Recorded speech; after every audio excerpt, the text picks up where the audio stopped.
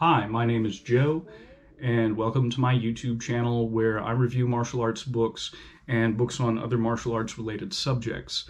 Today I'm going to be reviewing the book More No Holds Barred Fighting, Killer Submissions by Mark Hatmaker, which was printed in 2003.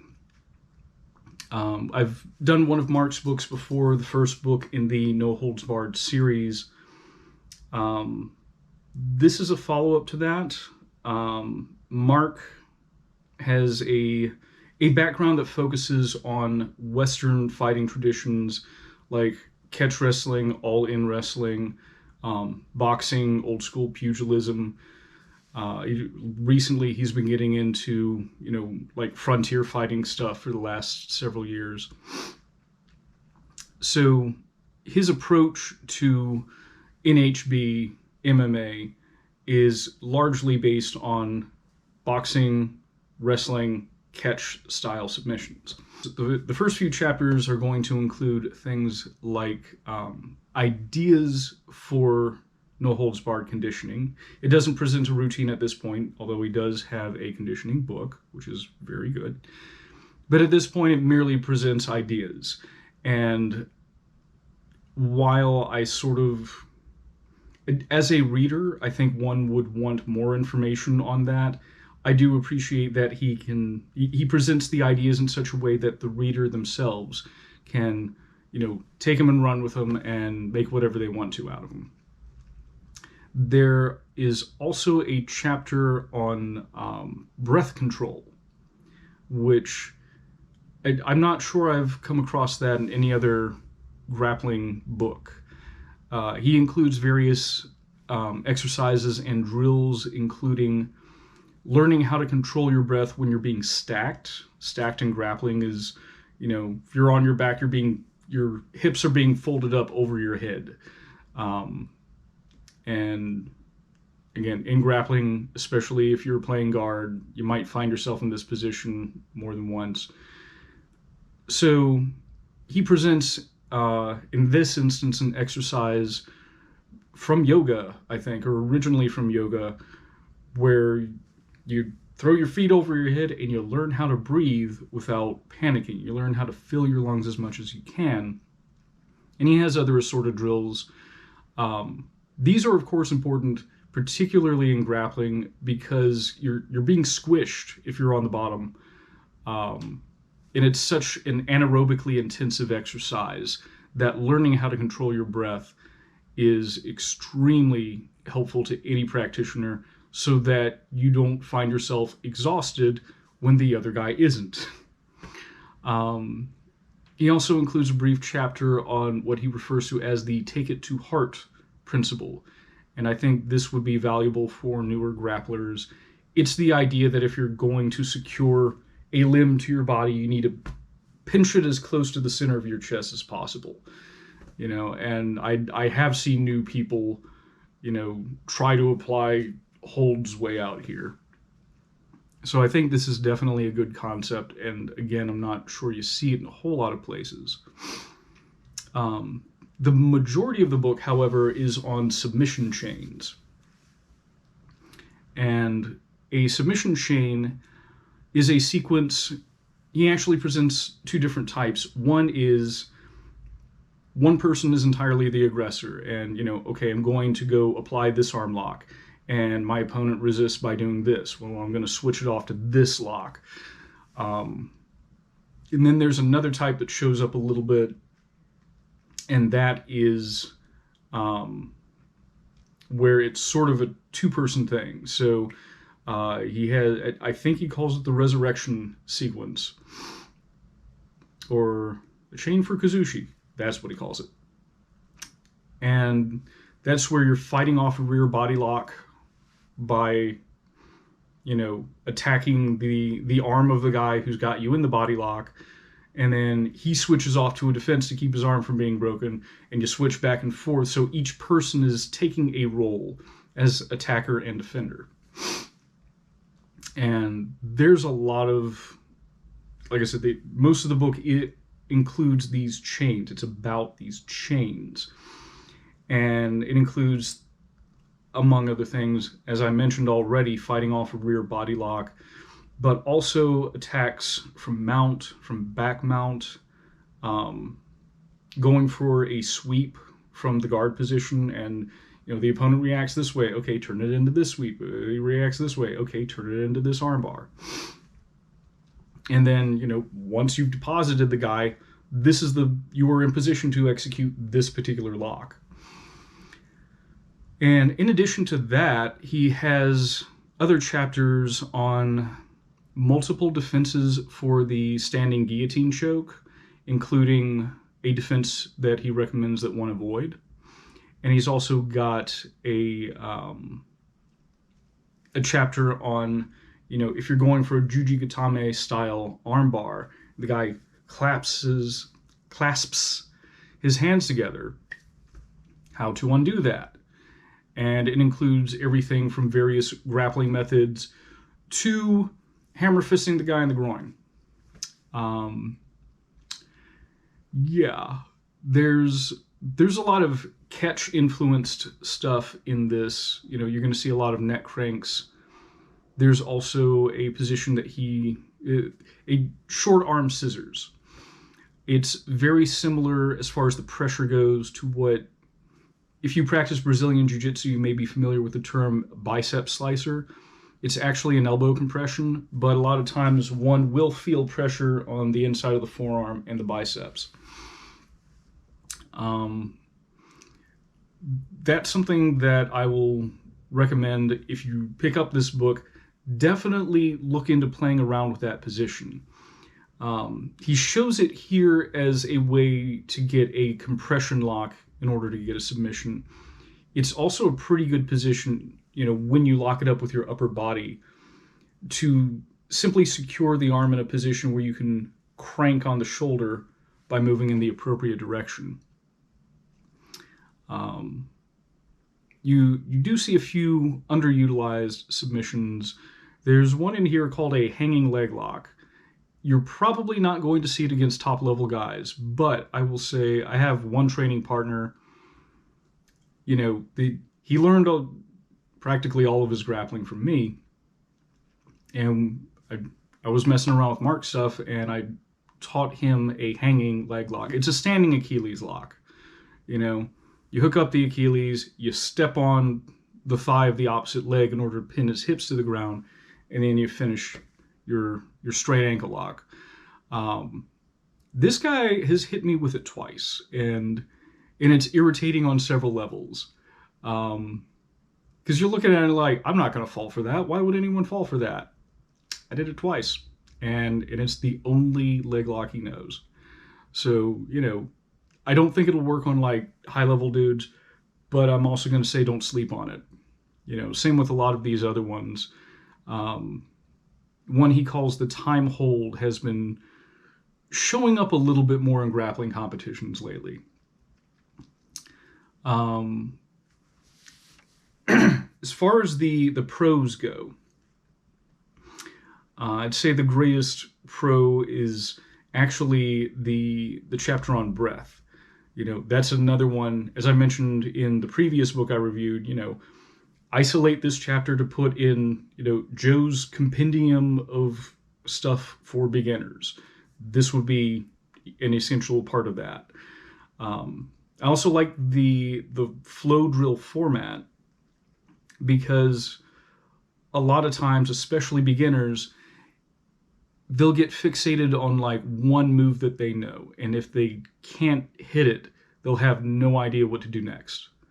And the nature of flow drills sort of helps to resolve that issue, because well, I've gone for this move, and in the flow drill, he straightened out his arm, so now I can do this. I have used sequences from these flow drills. You will almost certainly never go from like A to Z against a live opponent, but I think that there's a high chance that one will find, a sequence or two within that flow drill applicable to something that they do. And speaking of applicability, The final pro that I have listed on my notes that I'm looking at is that it has a broad range of applicability. Some of these sequences, there's one for, you know, pinning a guy down flat. If you were trying to restrain someone, but you're not trying to break anything on them, and you are concerned about applying a chokehold, that would be a good sequence to incorporate in your training. There are other things that are sort of on the other end of the spectrum. He's got a reverse Nelson sequence into what he calls a killing mount. And this is an extreme neck crank with the weight of the applier behind it. I don't know what that will result in, but it's not something that I would try on someone I wasn't trying to severely injure. And there's a lot of stuff in between. And that actually brings me to one of the first cons on here, is that the book itself is not strictly applicable to a single rule set. You know, there are things that you could do that would be applicable to MMA. There are things in here that would be applicable to submission grappling, and there are other things that definitely were not. For instance, you know, I mentioned before, you know, you're going for an armbar and the guy's got his hands clasped together, we'll just hammer fist him in the groin. You can't do that. You know, the environment in which you would use that would be a true no rules environment. And I'm not sure if you're in modern times, if you're in a scenario where it's okay to smash the guy in the groin, why you would still be trying to hit him with an armbar. You know, there just doesn't seem to be a whole lot of crossover with modern combat sports, or even really self-defense, because, you know, if you got the guy in a position for an armbar and he's doing this, self-defense wise, it's okay if you just stand up and leave because he's not hurting you right now. Anyway, there are some other minor cons that I would list here. One is he lists a sequence, and in the sequence he mentions that the shoulder choke, aka the arm triangle, he dismisses it as being too easy to defend against. I don't know if he's changed his mind since then, since it has been included in later works. You know, maybe it's my own bias showing that's one of my more high percentage moves. You know, I'm pretty good at hitting an arm triangle, so I dislike it when anyone says you shouldn't use it. There's also a minor editing thing. I keep going back to the, you know, smash the guy in the nuts when you're going for an armbar. There is not a photo of that sequence. In place of that is a photo from the guillotine defense section. So, you know, this is nothing on the author, and I don't think anyone reading it at that point will not understand what the text is describing. So I don't think it inhibits it at all, but it is an editing mistake. And finally, if you do want to use this for submission grappling, again, this was published in 2003. Grappling as a whole was somewhat new, and things were a lot more loose and wild then. This may not necessarily be up to date with the modern grappling meta. I do think that there are some good things in it. I think there are definitely things that, you know, I think everybody who is interested in the sport side of submission grappling should take a look at it. But if you're looking for modern sport submission grappling, there are books that are probably more easily transferable to that environment. So, recommendations. I would say this is best if you already have his first copy, if you already have a background in general in grappling, but this is more